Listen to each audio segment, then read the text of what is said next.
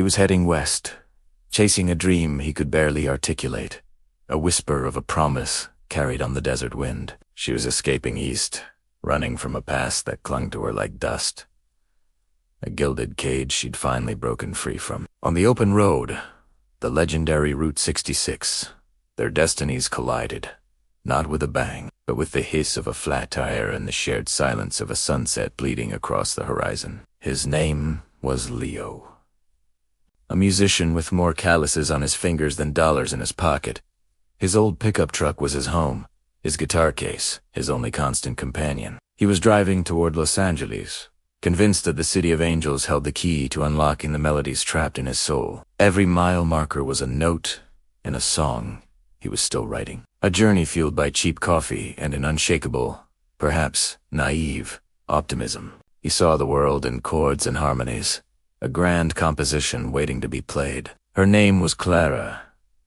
She was leaving behind a life that looked perfect on paper, a wealthy fiancé, a penthouse apartment, a future meticulously planned by everyone but her. But beneath the polished surface, she was suffocating. So, she packed a single bag, emptied her personal savings account, and bought a used convertible, pointing it east with no destination in mind. Only the desperate need to feel the grit of the real world under her fingernails. She was rediscovering herself one forgotten town at a time, trading stilettos for worn-out sneakers. Their meeting was something out of a forgotten film scene. Clara's car gave a final sigh just outside of Seligman, Arizona, a town fiercely clinging to its Route 66 heritage. Just as frustration began to bubble up, Leo's rusty blue truck pulled up behind her. He got out, a lanky figure silhouetted against the setting sun, and offered a smile that was as warm and genuine as the fading light. He didn't just help her change the tire. He listened. He listened to the things she said and, more importantly, to the vast, lonely spaces in between her words. They decided a caravan for a while. A purely practical decision, they told themselves. Safety in numbers. But practicality soon gave way to something else. They shared meals at greasy spoon diners that hadn't changed since the 50s, their conversations flowing as azally as the coffee. He played her the songs he'd written on the hood of his truck, his voice a gravelly melody under a blanket of stars so bright they felt close enough to touch. She, in turn, told him about the art she used to love, the paintings she'd abandoned for a life of sterile obligation. He saw the vibrant colors still living in her eyes. In a dusty antique shop in Tucumcari, he bought her a vintage camera. "You see things?" he told her. "Really see them. You should capture it." And she did. Through the lens, Clara began to frame her own world again. She captured the peeling paint on a motel sign, the quiet dignity in the face of an old gas station attendant, the way the light danced on Leo's face as he laughed. She wasn't just taking pictures. She was reclaiming her perspective, her voice. Leo found his own inspiration in her quiet strength, her fierce determination to be free. It all wove itself into his music.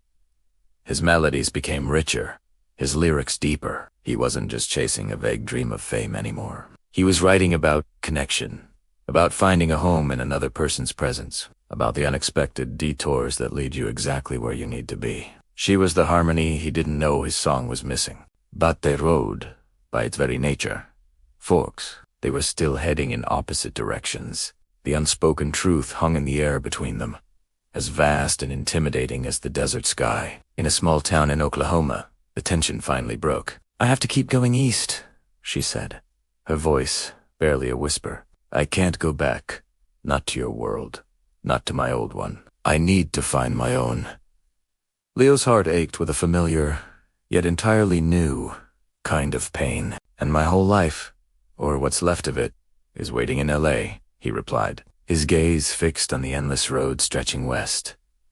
It felt like an impossible choice. To follow her would be to abandon his dream. To let her go would be to lose the best part of his journey. They spent one last evening together, not talking about the future, but cherishing the present. They danced in the headlights of his truck to a song on the radio, a bittersweet moment suspended in time. It wasn't a goodbye filled with drama or tears, but one of quiet understanding. They had given each other a gift more precious than time. They had reminded each other who they were. He had given her a reason to look forward. She had given him something real to write about. The next morning, they stood at a crossroads. He was heading west. She was continuing east. He handed her a cassette tape. "It's for you," he said. "Don't play it until you feel like you've arrived, wherever that is." She gave him a small, framed photo she'd taken of him, smiling, the desert sun in his hair. "So, you don't forget the journey," she said. They drove away from each other, two specks of dust on the vast American landscape. The road ahead was lonely for both of them. But it was a different kind of loneliness now. It wasn't empty. It was filled with the warmth of a shared memory, the echo of a song, the image of a smile. Mons Basset. Clara found her way to a small coastal town in Maine. She opened a tiny gallery, her photographs of Route 66 capturing the soul of the forgotten highway, telling stories of resilience and beauty. One rainy afternoon, feeling a sense of peace she hadn't known was possible, she found the cassette tape.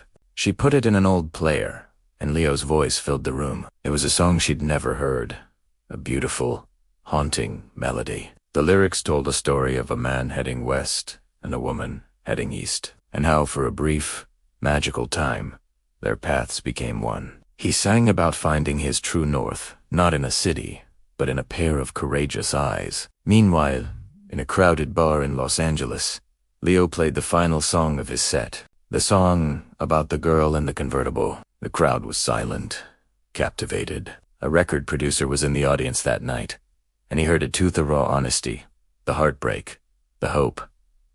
It was the song that would change his life. But as he sang, his mind wasn't on the record deal. He was thinking about a dusty road in Arizona, and a woman who taught him that the journey, not the destination, is where you find the music. Their story didn't end with them riding off into the sunset together. It ended with them finding their own sunrises, apart, but forever changed by the light they found in each other. They were two travelers on the road of life, and their love story wasn't about the destination, but about the beautiful, unforgettable, life-altering detour they took together on Route 66. Thank you so much for watching. Their story reminds us that sometimes the most important relationships are the ones that help us find ourselves. If you enjoyed this story, please hit that like button and subscribe for more. We'll see you in the next one.